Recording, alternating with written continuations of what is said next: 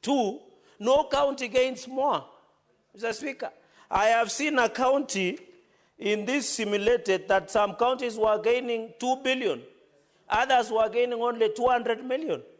200 million to any county like Elgeyo Marakwet or Taita Taveta or Embu or Isiolo, Mr. Speaker, is not in good faith. Yes. And therefore, this simulation, where at least each and every county will gain 405.6 million, will be very significant, Mr. Speaker. That is why most of these counties cannot even take or do a significant or an important development in their counties, Mr. Speaker. So even, Mr. Speaker, as we look at this simulation, we must be aware, Mr. Speaker. The other day, and I've seen the budget is being read on Thursday, budget that is worth 4 trillion, Mr. Speaker. But it is very sad that members of National Assembly rejected an increment of counties of 465 billion Kenya shillings, Mr. Speaker. That is an affront to the principle of equity and division of revenue, Mr. Speaker. I stand today on the basis of win-win for Lamu County. I stand today for the win-win for Taita Taveta County, Mr. Speaker. I stand today for support of Kirinyaga, Embu, Nyamira, Isiolo, Elgeyo, Marakwet, Mr. Speaker, because they deserve equity like all of us. If Elgeyo Marakwet wins, Nandi wins. If Isiolo wins, Mandera wins, Mr. Speaker. If Nyamira wins, Nakuru wins. We must push the principle of equity. It cannot be that a county is getting 2 billion, but a small county like Nyamira is getting a paltry millions of shillings, Mr. Speaker. I rise on the pedestal of history on the principle of equity, Mr. Speaker. Mr. Speaker, they say when the conscience of a nation has disturbed a solitary mind, it doesn't mean that that man is mad, Mr. Speaker. We must push for a win-win, Mr. Speaker. So that as we push, we cannot blame Elgeyo Marakwet, Taita, Nyamira, Isiolo, Embu, Mr. Speaker, for underdevelopment. Yet when we are doing division of resources, we don't consider their uniqueness, including Lamu, Mr. Speaker. So I support this amendment by my senior. Na leo ndio narudisha mkono. After defending me, Mr. Speaker, when I was in police custody, he was able to dismantle my charges within seconds, Mr. Speaker. 1 minute and 59 seconds, Mr. Speaker. Therefore, Mr. Speaker, I rise to support the people of Lamu. Well, that is why, Mr. Speaker, as a Senate, we should not reduce ourselves to our own counties. That is why we say, Mr. Speaker, we are senators of the Republic of Kenya, elected by respective counties to represent the interests of all counties, Mr. Speaker. When I speak here, I speak on behalf of Nandi, on behalf of Nakuru, on behalf of Nyamira, on behalf of Kirinyaga, Wajir, Nyandarua, Laikipia, Migori, Taita Taveta, Kajiado, Elgeyo Marakwet County, Mr. Speaker, including Uasin Gishu. And Embu, Mr. Speaker, where the deputy party of DP comes from, Mr. Speaker. If there is a time I'm proud of my senior colleague in the profession, Senator Okongo Mugeni, Commissioner, is today, because he's pushing us to look for principle of equity. It cannot be, and I want to challenge members of National Assembly. When we demand for more resources, they only tell us there is corruption in counties. What are they doing for corruption in national government themselves? What are they doing?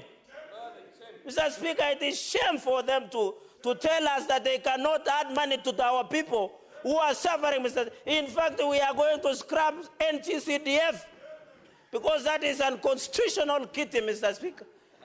It violates the Constitution, and I want to stand with the decision of the Supreme Court, Mr. Speaker, that we should only channel funds to only 2 entities, national executive and counties. If members of National Assembly want to run resources and manage money, let them run for 2 positions, governor or the presidency. When you are here, Mr. Speaker, Article 94 and 96 is we legislate, represent, oversight, do budget making process, Mr. Speaker. It cannot be the biggest threat to devolution today, Mr. Speaker, in this country is members of National Assembly. How can they appropriate and pass a budget of 4 trillion and give counties paltry 400 billion, Mr. Speaker? It is shame. And I want to tell Kenyans who are watching us, the reason there is underdevelopment in Mashinani is because of members of National Assembly, Mr. Speaker. They are, in fact, of 4 trillion. We should be pushing that 1 trillion or 50% or 4 trillion of the budget should go to Mashinani. That is counties, Mr. Speaker. Mr. Speaker, today, the people of Nyamira, today, the people of Elgeyo Marakwet, today, the people of Kajiado, the people of Taita Taveta, the people of Isiolo, the people of Lamu, the people of Embu, we must come up, the people of Kitui, Mr. Speaker. We must come up with a formula of win-win. Kenyans for Kenyans, Mr. Speaker.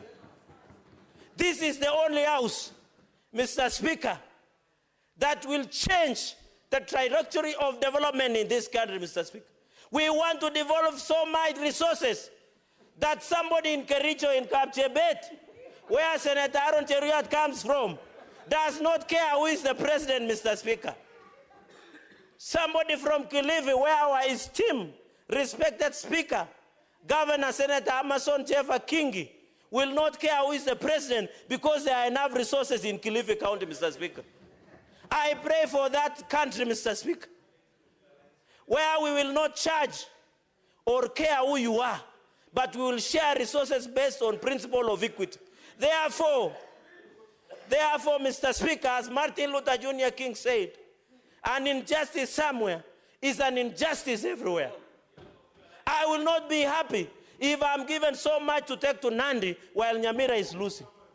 I'll not be happy when Mandera is given so much when Lamu is losing. Mr. Speaker, we are all Kenyans, including Embu, Mr. Speaker, where the deputy party leader comes from, Mr. Speaker. Dr. Mundiki. Senator Cherargei, I don't want to disturb your flow of thoughts, but I hope I don't look like a man. Why you addressing me as Mr. Speaker, you will clarify as we move along. Can you appropriately address Mr. Speaker, the spirit of equity has overtaken my faculties, but I profusely withdraw and apologize, Madam Speaker. It is that my mind caught up when you are doing an exchange with the substantive Speaker. My apologies. We respect you, Madam Speaker. And we know Muranga will stand on the history of equity. I hope the delegation of Muranga, if they mean what they say on top of cars, wherever they work around the country, they must force for this principle of equity, Mr. Speaker. And therefore, I want to challenge this country. The future of Kenya, Madam Speaker, is only on equity. I'm calling upon the Chair of Finance and Budget, my very good friend, which I have tremendous respect, a principal of Kenya Kwanza, a party leader, the Chair of Finance and Budget. Let us amend this formula. The pride of your committee, Mr. Chairman, sir, through Madam Speaker, is to ensure no county goes home crying. Let us take care of these counties. Madam Speaker, I've sat in public accounts for almost now 8 years. We have seen the financial statements. They cannot do anything. We went to Nyamira when my brother, his soul rest His Excellency Nyagarama, he was a good man. I don't know about the current one. Okay. That is, the senior council will tell us. And we visited, and they were only begging for it, was it 100 million to complete? Can you believe? While we are giving counties, even, Madam Speaker, we need also to look at their own source revenue. A county like Nairobi, the CRA revenue potential of county of Nairobi is 63 billion. We are giving it close to 20 billion. They have a pending bill around 120 billion, Madam Speaker. We must also, the mover of this amendment, Senator Okongo Mugeni, we must also ensure, and I want to appeal to the Finance and Budget Committee, you cannot compare revenue potential of Nairobi City County and Nyamira, despite that they are growing tea. Madam Speaker, even as we talk, Nyamira grows tea and Nandi. Are you aware our tea prices cumulatively per kilo has even fallen down? Now it is 19 shillings per kilo of tea. 9 shillings is being taken by Muchunaji Chai. 10 shillings remain with the farmer. Madam Speaker, so even if you discuss the own source revenue of Nyamira, it will fall down because of market of demand and supplies. Even here in Nairobi, they can collect. I saw them celebrating that they have collected 12 billion, yet their revenue potential is 63 billion. What are they telling us? And they are doing a program that dish in a county. And that program is not extending to all children. Yet we are giving them the highest allocation. Look at Turkana, Mr. Speaker. We are giving Turkana the highest amount. But the information I have is the governor of Turkana, whenever he goes to a function, he dishes out 1,000 handouts. Yet the people of Turkana, you know, the senator of Turkana brought a statement where it is only in Turkana you get a Form 4 liver dispensing out medicine, Madam Speaker. That one does not happen even in Katanga, in Muranga County, where you come from. Yet the highest amount is we give. Let us not be selfish, Madam Speaker. This country belongs to all of us.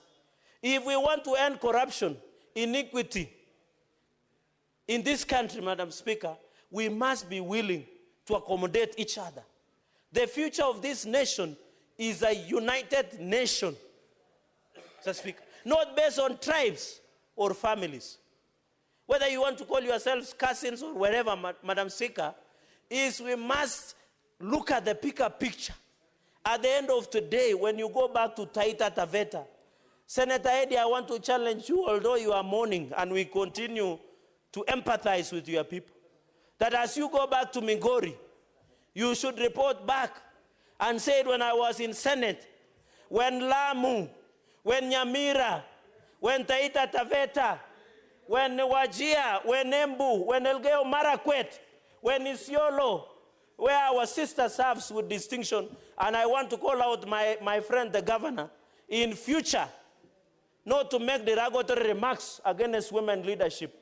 I would have expected even women from this house to protest. She did. Yeah, in fact, Senator Dulo should be listening to this. I think she is busy because of issues of insecurity, Madam Speaker. We cannot allow governors to make derogatory remarks against a esteemed ranking member of the Senate, and we demand apology. And you know, Senator, the governor of Isiolo, Madam Speaker, is a good friend of mine. I have also expressed his displeasure. And he confirmed to me that he has withdrawn, but I want a formal apology. He has not withdrawn. Senator Cherarigei, would you wish to be informed by Senator Omugeni? Yeah, today I am free to be informed by Senator because he's doing a good job. Okay. Senator Omugeni, you can proceed. I wanted to inform Senator Fonandi, who is doing very well this afternoon, that he should inform the governor of Isiolo that through this formula, the good lady, our ranking senator, is actually going toward Isiolo another 400 million through the effort of Senator Dulo. So what the governor should be doing is actually to appreciate and acknowledge the good work of Senator Fatuma Dulo, not to all abuses at our senator here, chair of security. Thank you, Senator Omugeni. Senator Cherarigei, you can proceed.